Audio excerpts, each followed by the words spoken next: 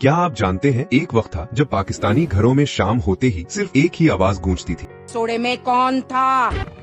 जी हाँ, हम बात कर रहे हैं उन मशहूर भारतीय ड्रामों की। साथ निभाना साथिया और इस प्यार को क्या नाम दूं जैसे ड्रामे हर घर का हिस्सा बन चुके थे। बॉलीवुड और लॉलीवुड कभी बहनें थीं और इनके दरमियान एक गहरा प्यारा रिश्ता था, मगर फिर सियासत बीच में आ गई। 2016 के उरी हमले के बाद भारतीय फिल्म एसोसिएशन यानी इम्पा ने पाकिस्तानी फनकारों पर भारत में मुकम्मल पाबंदी लगा दी। जवाब में पाकिस्तान ने भी जी टीवी, स्टार प्लस जैसे भारतीय चैनल्स को बंद कर दिया। सियासत ने ताल्लुकात तोड़ दिए, मगर दिलों का रिश्ता अब भी कहीं न कहीं बाकी है। आज भी भारत में आतिफ असलम, तलहा अंजुम और अली जफर जैसे पाकिस्तानी सिंगर्स को काफी सुना जाता है। पाकिस्तान के कई अदाकार माजी में भारत में काम कर चुके हैं। हाल ही में हानिया आमिर भारतीय पंजाबी फिल्म सरदार जी 3 में नजर आईं। ये फिल्म पाकिस्तान में 50 करोड़ का बिजनेस कर चुकी है। लेकिन नाजरीन, भारत में ऑपरेशन सिंदूर के असरात अब भी बाकी हैं। फिल्म के मरकजी अदाकार दलजीत दोसांझ को काफी नफरत का सामना करना पड़ा और सरदार जी 3 को अब तक भारत में बैन किया हुआ है, सिर्फ इसलिए कि इसमें एक पाकिस्तानी फनकारा ने काम किया है। सरहदी कशीदगी बढ़ती जा रही है और भारतीय हुकूमत अपनी औकात दिखा रही है, मगर सच तो ये है जब फनकार गाते हैं और अदाकारी करते हैं तो सरहदें खामोश हो जाती हैं। तो आप ही बताएं, क्या फन की कोई सरहद होती है?